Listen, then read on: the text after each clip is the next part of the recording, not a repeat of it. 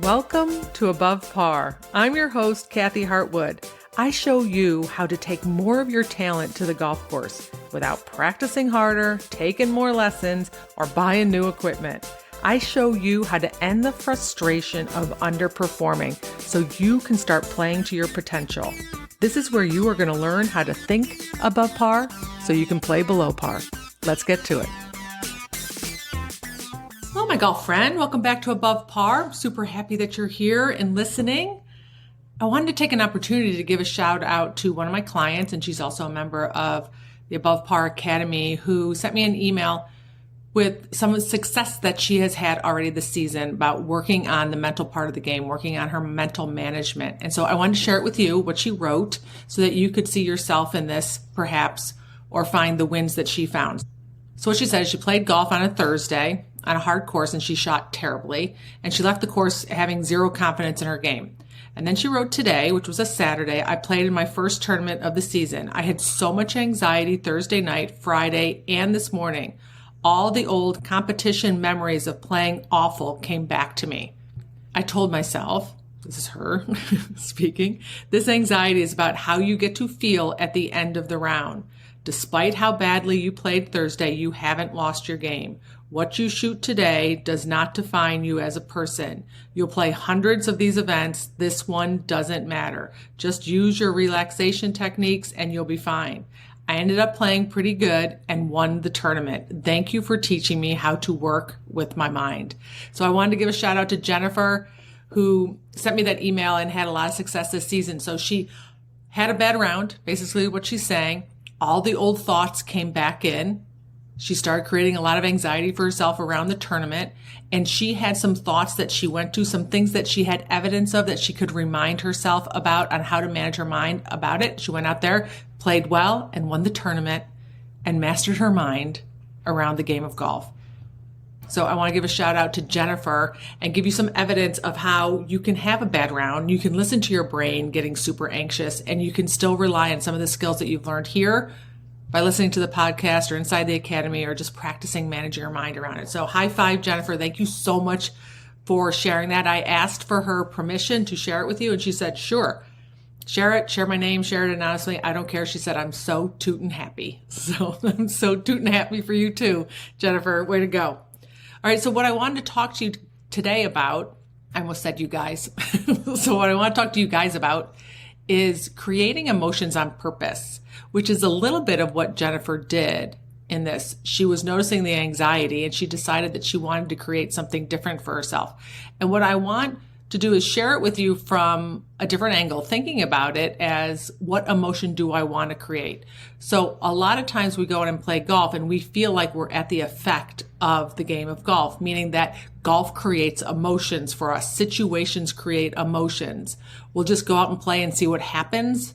Right? Anxiety shows up and creeps in and there wasn't a dang thing I can do about it. I was frustrated and there's nothing I can do about it.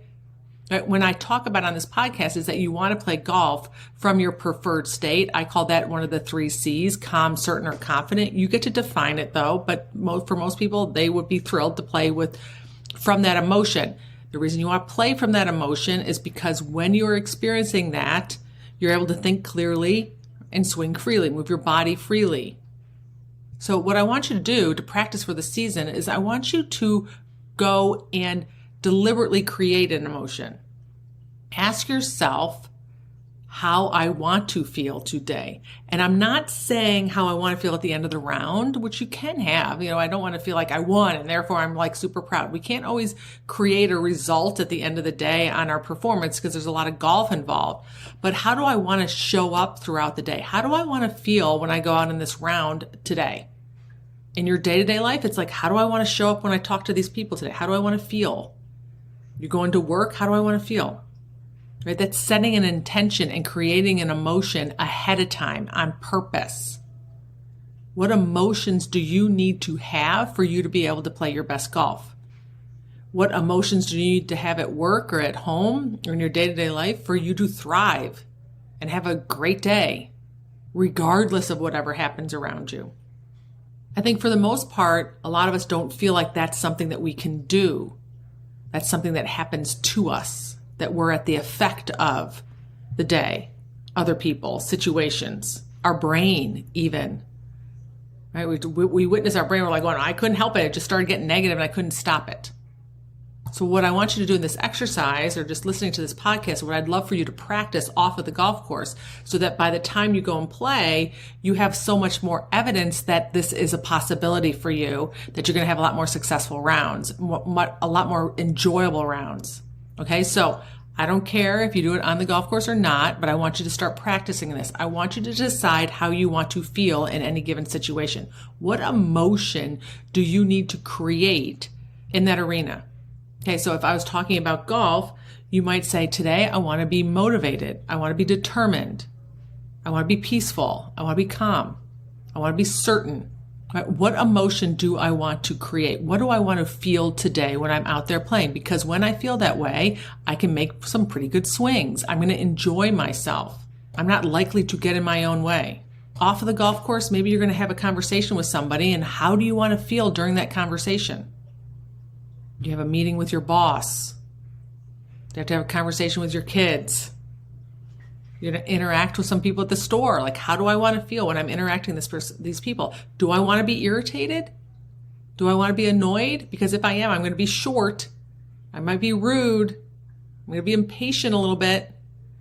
Or do I want to interact with them and be open and curious and calm and present? So deciding how you want to feel ahead of time is a very useful thing for your brain to go to. So a different way that you can look at it is, how don't I want to feel when I go out and play? How don't I want to feel when I go and interact with people? How don't I want to feel, or what emotion do I not want to have when I talk to my boss or my kids? I don't want to be irritated and short and angry and frustrated. Why? Because when I do that, I don't like the way I show up. I don't like the things that I do, and I don't create very good results for myself when I do that. That's a decent place for you to start. Do you want to play golf frustrated? Do you want to play golf feeling pressure? Do you want to play golf nervous or fearful? Probably not. And the reason you would say no is because I don't make very good swings from there. I don't do great things. I don't think clearly. I'm faster. I squeeze the club tighter. I don't make very good swings. I don't create great shots. So I don't want to be that emotion or have that feeling. So what do you want to have? And there are multiple emotions that work. Hopeful works. Determined works. Motivated works. Peaceful works, right? They work. They work from a standpoint that they feel pretty good, and I can swing pretty good having those emotions. So I'm not saying you only have one, and I'm not saying that you never experience another one. I'm just saying I'm going to set an intention for how I want to feel. And then your next question is, what do I need to think that will help me create that feeling? What do I want to think about my round of golf? What do I want to think about my conversation I'm about to have with my boss? What do I want to think about sitting in traffic? You got to ask your brain the question. When you ask your brain the question, it'll come up with some things, and you got to make sure they connect. Does that thought create that emotion for me? Does the thought, I don't want to hit it in the water, create certainty? No. Well, you might be certain you don't want to hit it in the water, but you're not going to be certain that you can get it over the water. Does the thought, I've done this before, I can do it again, create more certainty? Yeah. Does the thought, I can rely on my pre-shot routine to help me with my tempo, create certainty? Yes. Does the thought, I'm going to have my own back no matter how I hit it today, give your brain a little sense of calm? Probably. It's possible I could play well today. Does that create hope? Most likely. Does the thought, I never do anything right, I never finish well, I always have a blow-up hole, does that create any emotion that you want to have on purpose? One emotion that actually tricks people up is excited. Like, I want to feel excited about going out and playing. And I'm like, do you? Really? Want to be excited? Like, what will you do from excited? Often excited is a faster energy, and sometimes we can swing faster. Our tempo actually gets sped up a little bit. We move a little bit quicker. I'm not saying you don't look forward to it, but it's not necessarily something that we want to tap into as being excited when we're out playing golf because of how it affects our body, which means it's going to affect our tempo, which means it's going to affect our swing. So if that was one that you came up with, just ask yourself if it's a useful emotion for you, which is a great question to ask. Is that going to be a useful emotion or feeling? I use those interchangeably for me to go out and play golf today. All right. And then what do you need to think? Your second step, what do you need to think to create that emotion? Just ask yourself the question. You'll come up with some. And then the third thing that I want you to think about is, what are you going to do? What is going to be your tactic? What is your game plan if you leave that emotion? If you go to frustration, if you go to fear or anxiety, what is going to be your game plan to getting you back to the emotion that you prefer? Now, when you're playing golf, we have 4 hours to do this and lots of shots and lots of different situations. So there's tons of practice. I encourage you to practice it off of the golf course with one little simple thing that you have going on in your life. Ask yourself, all right, how do I want to feel before I go through this situation, before I get in the car and get stuck in traffic, before I talk to my boss, before I have a conversation, before I go to dinner and know that they have slow service, right? And I'm always annoyed and I snap at the waiter. How do I want to feel going in? And create that emotion ahead of time by deciding what you want to think. What emotions do I need to thrive in this situation off of the course or playing the game of golf? And create it.